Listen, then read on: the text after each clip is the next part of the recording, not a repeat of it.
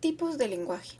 El lenguaje cotidiano se caracteriza por ser un lenguaje espontáneo, relajado y expresivo. Lenguaje técnico. Es utilizado por personas científicas y profesionales. Lenguaje verbal. Incluye el habla y la escritura. Lenguaje no verbal. Son el resto de los recursos de comunicación, tales como imágenes, diseños, dibujos, símbolos, música, gestos, tono de voz, etc. Lenguaje denotativo. Se refiere a un hecho, situación o dato de manera directa. Lenguaje connotativo. Comunica informaciones, sentimientos de forma figurada o simbólica. Lenguajes artificiales. Diseñados para servir a un propósito específico, por ejemplo, la lógica matemática o la informática. Lenguaje corporal. Tipo de lenguaje no verbal, porque ciertos movimientos corporales también pueden transmitir mensajes e intenciones. Lenguaje gestual. Sistema de gestos y movimientos cuyo significado está fijado por convenio. Lenguaje familiar o coloquial. Es el de habla común. Es típico y tal y como brota natural y espontáneamente. El lenguaje natural es el lenguaje que todos hablamos. Lenguaje literario. Es el utilizado por los escritores para hacer gozar, armonizar y vivir su medio. Lenguaje técnico o científico. Es el cual cuyos rasgos característicos dependen de algunas profesiones específicas. El lenguaje técnico es el que se utiliza el lenguaje natural, pero las palabras adquieren técnicamente un significado propio y adecuado a los fines de la comunidad que las utiliza. Lenguaje jurídico y administrativo. Es el correspondiente ahora al mundo del derecho y al de la administración. Algunos de sus rasgos son la ordenación lógica, objetividad, cita explícitamente. Muy bien, vamos a continuar hablando un poco sobre el lenguaje y sobre el tema de la lingüística. En primer lugar, el objeto de estudio de la lingüística en general es precisamente este, el lenguaje. La lingüística se describe bien como la ciencia del lenguaje según la RAE o bien como la ciencia que estudia el lenguaje humano y las lenguas.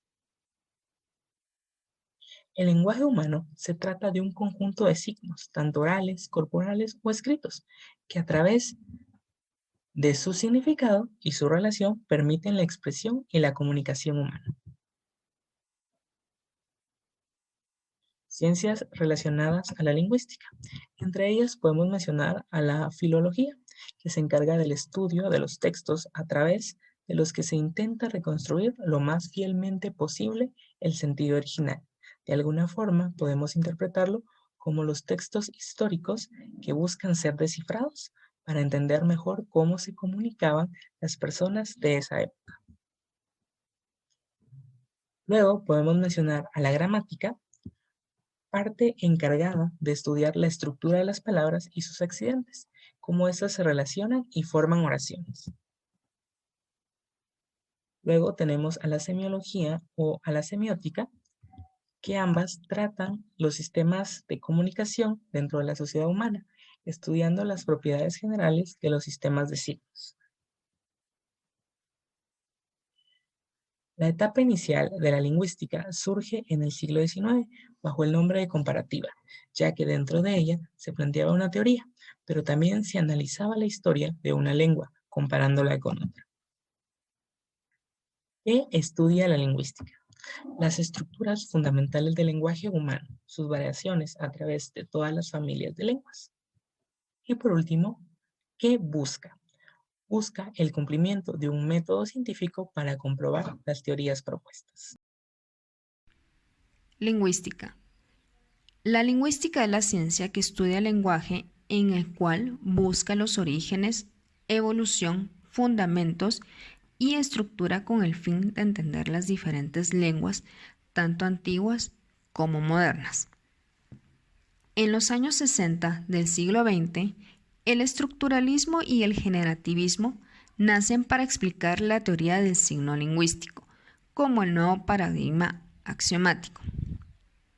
Asimismo, se pudo demostrar que la lingüística no va de la mano con la filosofía, pero el secreto es entender el funcionamiento de la mente.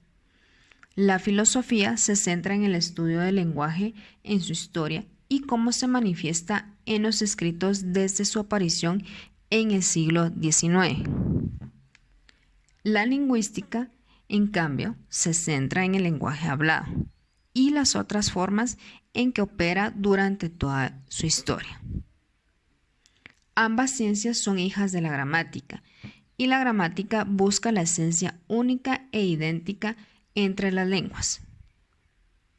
El principal objetivo de la lingüística se centra en la formulación de una teoría general de las lenguas naturales y del sistema cognitivo que las hace posibles. ¿Qué tal? Buen día, mi nombre es Mario Canté. El tema que yo estaría comentando es lo que es la semiología y la lingüística. Estas pues son distintas ramas de lo que es el idioma, pero cada una se puede separar, como también se puede pues juntar entre las dos para pues distintos tipos de áreas de trabajo. En cuanto a lo que es la semiología, se encarga de estudiar los signos de lo que es la comunicación, lo que es el idioma. Esta tiene como referencia lo que es el significado, el significante y el referente. Esos conceptos pueden ser bastante similares entre sí, pero pues cada uno se puede pues estar separando con su definición. Lo que es el significado, pues es el concepto o la teoría que cada uno de nosotros tenemos hacia algo o hacia pues alguien también, ¿verdad? Lo que es el significante es pues el objeto físico del cual se está hablando. Y lo que es el referente, pues ya son los conceptos mentales o psicológicos que nosotros le tenemos a las cosas. Por otro lado está la lingüística. Esta se encarga de estudiar el idioma o lo que es el lenguaje, tomando en cuenta lo que es el patrón cultural e histórico pues que tiene en una cierta región o sociedad.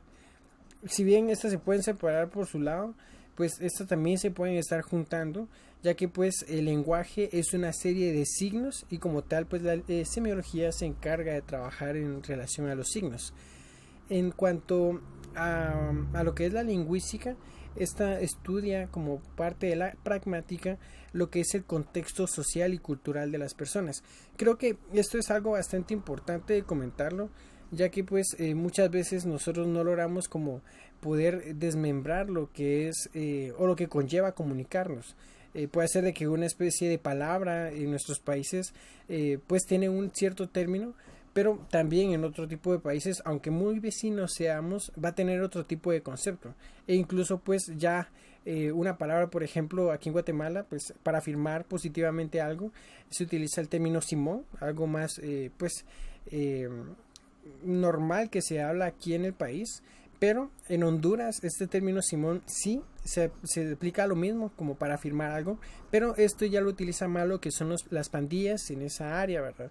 Entonces creo que este es un ejemplo claro de lo que puede ser una simple palabra, un lenguaje que también nos engloba a ambos países, pero pues culturalmente tiende a fragmentar lo que son los términos e incluso pues ya metiéndonos a un grupo cultural de ese país, de Honduras, ¿verdad?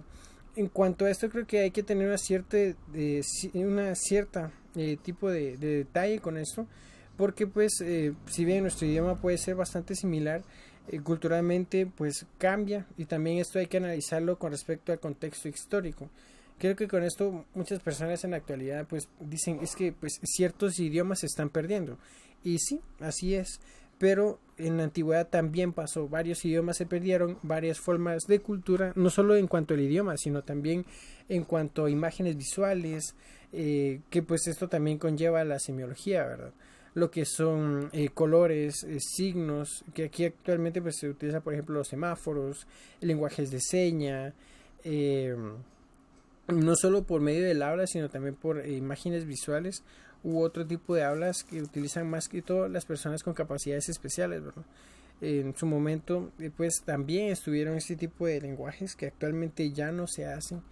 Entonces creo que esto es algo bastante complicado de tocar el tema, porque pues es algo que no se toma en cuenta actualmente, Pero creo que si logramos comprender en cuanto es la semiología y la lingüística, eso nos puede evitar muchas veces algún problema que tengamos al momento de comunicarnos con otras personas de otros países, aunque se hable el mismo idioma. Creo que tendríamos que ser algo más específicos y lo más respetuosos posibles en cuanto a no como tal comportarnos de una forma a que estamos acostumbrados en nuestros países o con las personas de nuestros países, porque solo una palabra puede fragmentar toda una especie de relación con otras personas, ¿verdad? Muchas gracias. Lingüística es la ciencia que tiene por función estudiar todas las lenguas habladas por el hombre en sus diferentes aspectos como origen, evolución, escritura, ubicación geográfica. Se debe tomar en cuenta también el texto escrito. Saussure sugiere que el lenguaje hablado no siempre está bajo observación y debido a ello, el lingüista debe tomar en cuenta el texto escrito para poder estudiar y conocer de manera exhaustiva los idiomas pretéritos o distantes. La lingüística ha pasado por 3 fases antes de reconocer cuál era su verdadero y único objeto. La primera fase fue en que incide con los estudios realizados por los griegos y franceses más o menos en 1492. Su análisis se fundamentaba en la lógica, desprovisto de la visión científica y desinteresada de la lengua misma. La gramática se propone únicamente dar reglas para distinguir las formas correctas de las formas incorrectas. La segunda, en el año 1777 el estudio de la lengua se enfoca más en la fijación, comparación, interpretación y comentario de textos por medio de la filología propuesta por Friedrich Wolf. Wolf realiza un estudio literario con el propósito de comparar textos de diferentes épocas para determinar la lengua utilizada por cada autor. La tercera es producto de esto. Surge un nuevo estudio, el cual se debe a Franz Bopp, quien estudió en 1816 las relaciones que unen el sánscrito con el germánico, el griego, el latín, entre otras, mediante la gramática comparativa con el propósito de esclarecer una lengua por medio de la otra. Sánscrito es una lengua clásica de la India, además de una de las lenguas indoeuropeas más antiguas y documentadas después de la hitita y el griego micénico. El sánscrito se usa actualmente como lengua litúrgica en el hinduismo, el budismo y el jainismo. Buena parte del pasado de la India solo está disponible en inscripciones en sánscrito, una lengua de unos 3000 años de antigüedad con una influencia de muchos idiomas de Asia, comparable al latín o al griego de Europa. ¿Cuáles son las relaciones entre lenguas?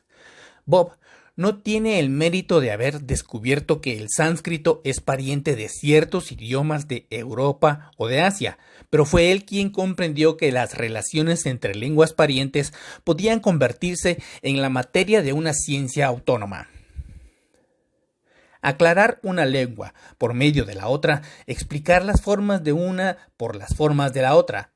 Eso es lo que todavía no se ha emprendido. Las comparaciones de lenguas.